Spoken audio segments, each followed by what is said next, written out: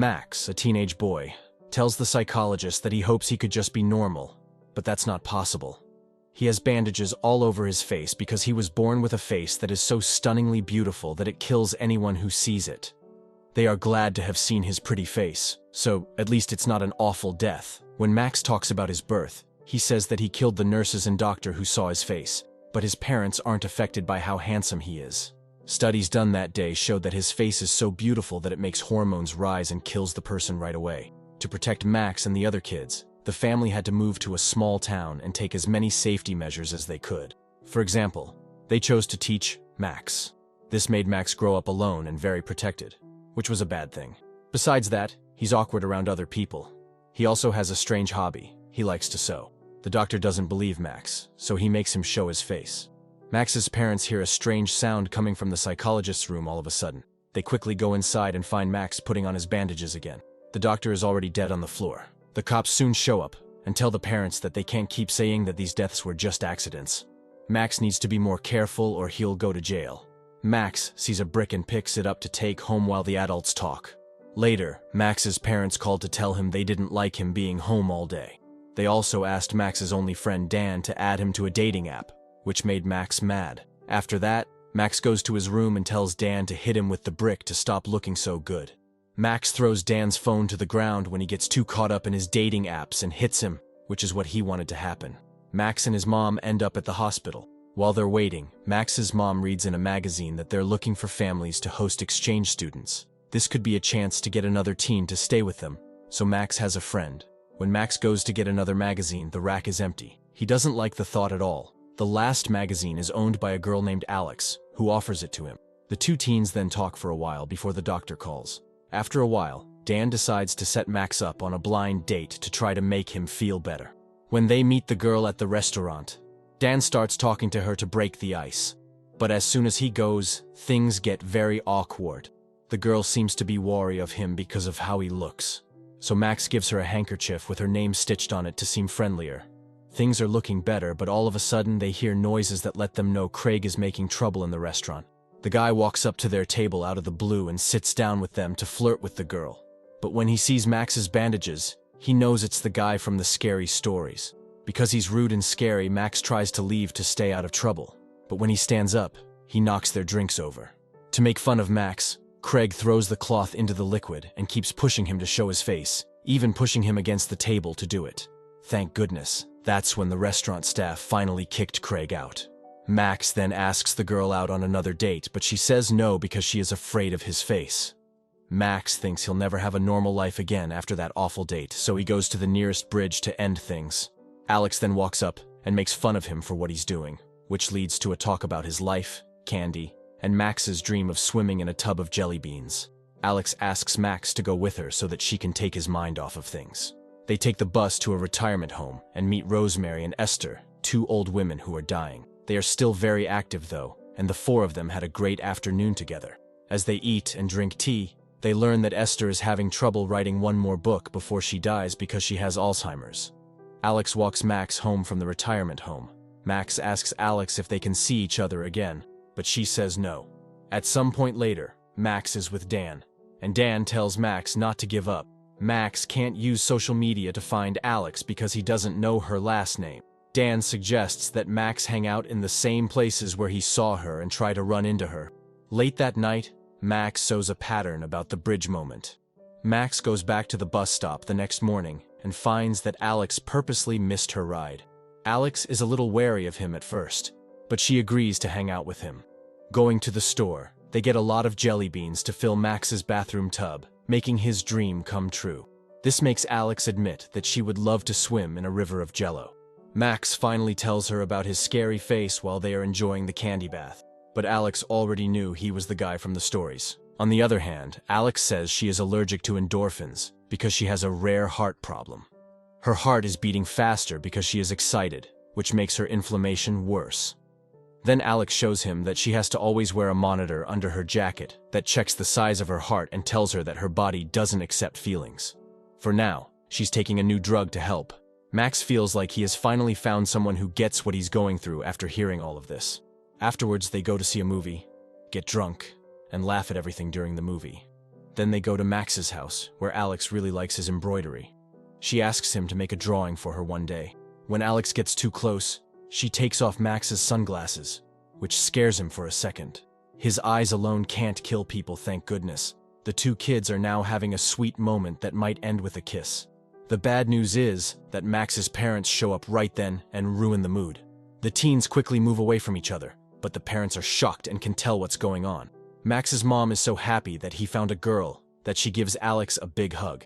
They are also introduced to Yu Shen, an exchange student who has brought a cat with her and will be living with them from now on. But she's not very friendly and doesn't pay much attention to her family. She orders her own food even for dinner so she can eat by herself. After that, Max and Alex spend a lot of time together. They often go to the retirement home to have tea with Rosemary and Esther or play games with them. The teens decide one day to go camping. Max gets into a fight with his parents, so they make him bring Yu Shen with them. The group that goes to the park the next day is made up of Max, Alex, Yu Shen, Dan, and his new date. Yu Shen doesn't pay attention to them, but the others have a great time exploring and taking pictures.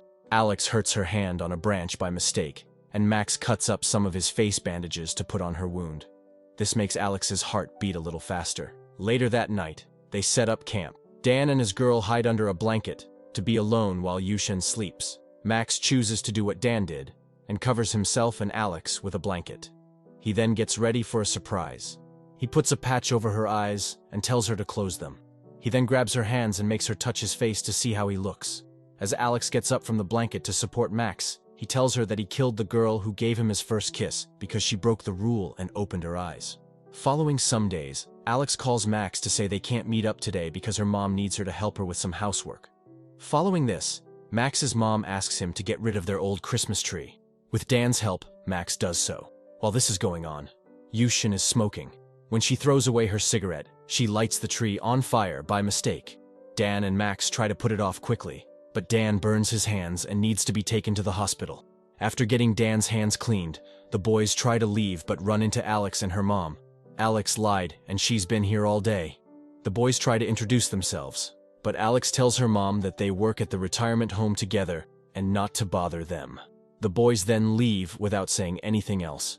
Max thinks about how to know if he's in love while he's shopping with his dad the next day. The dad tells him that he knows his son likes Alex, but that she might not know it, so he should tell her straight out. Alex and Max hang out again in the afternoon. Alex tells Max that she had to lie yesterday because her mother doesn't like it when she has friends, because she thinks too much energy could kill her. The only reason her mother likes the retirement home is because it's dull. Then they go to the retirement home and are broke when they find out that Rosemary is dying. She is being kept alive by machines when they go to her room, which makes Alex sick because she believes people should be able to die with honor. Alex asks Max to show Rosemary his face so that Rosemary can die in peace.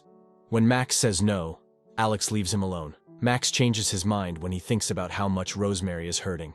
He goes back to the room and calls her name. As soon as she opens her eyes, he starts taking off his bandages. Rosemary knows what's going on, but he doesn't stop, and she dies with a soft smile on her face. Alex stops returning Max's messages after this event, and Max doesn't know what to do. Even though his parents try to help, they only get into a fight and Max goes to hang out with Dan. The big news from his friend is that there will be a party at the nearby school. Dan thinks Max should go, even though he is homeschooling. Dan takes Max's phone and texts Alex to ask her to the dance because Max is too scared to do anything. Max asks Alex why she's ignoring him at her house, but she doesn't answer. Alex tells her that the trial medicine isn't helping and that her heart keeps getting bigger. They fight about how she's been pushing him away, but Max stays by her side, and Alex finally agrees to go to the dance with him. Alex shows up to the party in 2 funny outfits she got from an adult store. She's going as a maid, and she got Max a dog mask and a horn so he can be a horn dog. Their time at school is fun because they get to dance and flirt with each other. The music starts out fast and catchy, but then it changes to a slow love song that makes them feel closer. At this exciting moment, Alex's heart starts beating too fast, and her nose starts to bleed, so she runs outside to take care of it. Max waits and hangs out with Dan and his date. Craig comes over to bother them, though, breaking up the moment. He's angry that Dan is seeing his ex-girlfriend and wants to get back at him for what happened at the restaurant.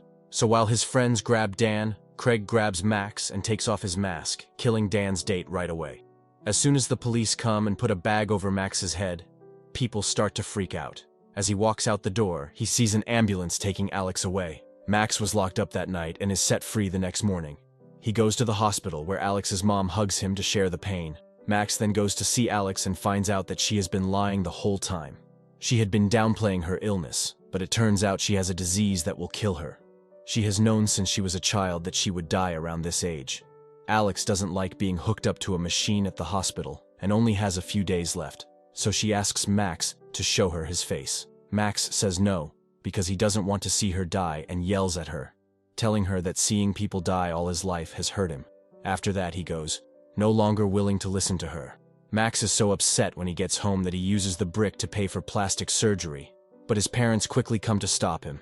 He has a breakdown while being held, but when the bandages come off, he kills Yushin's cat by mistake. Max doesn't answer any of Alex's texts for the next few days. After a while, Max and Dan go to honor the girl who died with them, but even though Dan is sad, he stops to scold Max for avoiding Alex. This helps Max realize that he'll miss the chance to say goodbye. Max goes to see Alex in the hospital the next day and, to say sorry, covers the wall with his embroidery. He also shows her a drawing he made of her. Alex's situation is getting worse, so Max lies down next to her and takes off his bandages. They kiss and close their eyes, ready for the worst to happen. Max is shocked to see that Alex is still living when he opens his eyes. But Alex is so thrilled to finally see the real Max that her heart can't handle it, and she still dies. At least she's happy when she thinks about all the time she spent with Max. Later, Max goes to Alex's funeral. He is heartbroken over the death of the only girl who ever cared about him. After that, he brings a package with Alex's name on it to the bridge. He puts Jello powder in the bag and throws it into the river so Alex's dream can come true. Max goes back to therapy after Alex's death and starts to remember what Alex taught him. He keeps going back to the retirement home to offer Esther company. He and Craig are not charged with anything because the girl's death was thought to have been caused by natural causes. But this case gets a lot of attention, and Max starts getting a lot of letters from people who are dying and need his help. Max learns that death is sometimes required, and he starts going to see the people who write to him to help them find peace, through a quick and easy death. Max also finds out that Alex didn't die because true love made her immune to death. This is also the reason his parents never died. Max doesn't have to wear the bandages when he hangs out with Dan because he is his only real friend. One day, though, he forgets that his face is showing and opens the door, killing a visitor named Craig. So he needs to be careful.